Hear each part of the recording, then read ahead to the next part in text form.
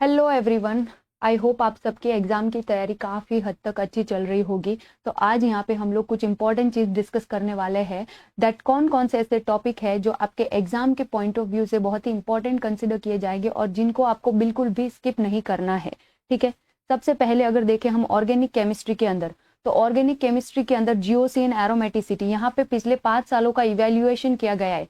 2021 से लेकर के 2025 तक कौन कौन से टॉपिक से कौन से पार्ट के अंदर, इवन के पार्ट ए में, पार्ट बी में या पार्ट सी में कौन से पार्ट के अंदर क्वेश्चन आया गया था और कौन से टॉपिक से आया था। जैसे कि जीओसी एंड एरोमेटिसिटी का 2025 में पार्ट ए में क्वेश्चन आए थे, 2 क्वेश्चन आए थे। फिर 2024 में पार्ट ए में, पार्ट सी में आए थे। 2023 में पार्ट ए में, पार्ट बी में आए थे। वैसे ही स्टेरियो केमिस्ट्री का है तो स्टेरियो केमिस्ट्री के भी क्वेश्चंस आए हैं। हर एक साल में कोई ना कोई पार्ट में स्टेरियो केमिस्ट्री का क्वेश्चन आया है। फिर रिएक्शन मैकेनिज्म से लुक 2024 में रिएक्शन मैकेनिज्म में पार्ट ए में कम से कम रिएक्शन मैकेनिज्म का 2024 में पार्ट ए में 4 क्वेश्चंस आए। मतलब ऑफ कोर्स रिएक्शन मैकेनिज्म एक इंपॉर्टेंट टॉपिक है। तो वैसे ही अगर हम हर एक का देखें, जैसे रिएजेंट का 2025 में ही देखा जाए तो पार्ट ए में 4 क्वेश्चन एंड पार्ट बी में 3 क्वेश्चन। मतलब रिएजेंट तो सबसे ज्यादा इंपॉर्टेंट टॉपिक हो गया। तो आप लोगों को सारे रिएजेंट एकदम याद होने चाहिए, किसका क्या रोल होता है, कौन क्या करता है, वो सारी चीजें बहुत इंपॉर्टेंट हो गई है। नेचुरल प्रोडक्ट से भी आए, ऑफकोर्स नॉट दैट मच, लेकिन आए हैं। तो वैसे ही इन शॉर्ट में आगे मैंने यहाँ पे लिखा है कि ऑर्गेनिक केमिस्ट्री के अंदर आपको सबसे ज्यादा फोकस कौन कौन से टॉपिक पे करना चाहिए। तो सबसे पहले तो जीओसी, जनरल ऑर्गेनिक केमिस्ट्री, उसके अंदर चाहे फिर स्टेरियो केमिस्ट्री आ गया, होमोटॉपिक, इनएंशियोटॉपिक, उनके ऊपर रिलेशनशिप पूछा जा सकता है। या फिर एनएटी के अंदर ऑप्टिकल एक्टिविटी वगैरह उस टाइप के क्वेश्चंस बन सकते हैं। फिर आती है स्टेरियो केमिस्ट्री, अगेन इंपॉर्टेंट है। रिएक्शन मैकेनिज्म में पूछा जा सकता है नेम रिएक्शन, जैसे कि फेवरस की हो गई, या फिर अल्डोल कंडेंसेशन, कैनिजारो रिएक्शन। ये सारे इंपॉर्टेंट नेम रिएक्शन है जो कि आप सबको एकदम ऐसे मुंह जबानी याद होना चाहिए कि पूछा तो डायरेक्ट रिएक्टेंट क्या है, प्रोडक्ट क्या है, रिएजेंट, सब कुछ याद होना चाहिए। फिर रिएजेंट्स तो इंपॉर्टेंट टॉपिक है ही। हमने पिछली ही स्लाइड में देखा कि रिएजेंट से 25 में ही कितने मार्क के क्वेश्चन बने, करेक्ट है। एंड उसके बाद में रिएजेंट एंड उसके बाद में लास्ट में है rearrangement. So this is all about organic chemistry. Next हम देखते हैं इनऑर्गेनिक केमिस्ट्री। इनऑर्गेनिक केमिस्ट्री के अंदर भी ईयर वाइज इवेल्युएशन किया गया है। पीरियोडिक टेबल से 25 के अंदर क्वेश्चन नहीं, 24 के अंदर भी नहीं, 2021 में, मतलब बहुत ही पुराना था।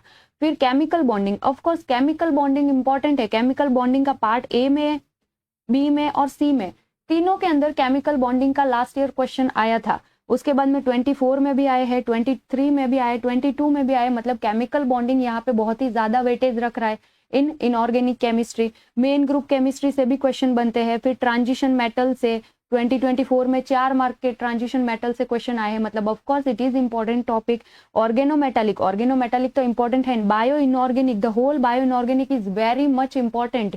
उसके सारे के सारे मेटल्स आपको सब कुछ पता होना चाहिए, ऑक्सी हीमोग्लोबिन, मायोग्लोबिन, सारी चीजें इसके अंदर। लुक, पार्ट ए के अंदर 3 क्वेश्चन आए थे, फिर 2024 में आया, 23 में आया, 22 में, 21 में, एक साल भी स्किप नहीं हुआ है, कंटिन्यूसली क्वेश्चन पूछे जा रहे हैं।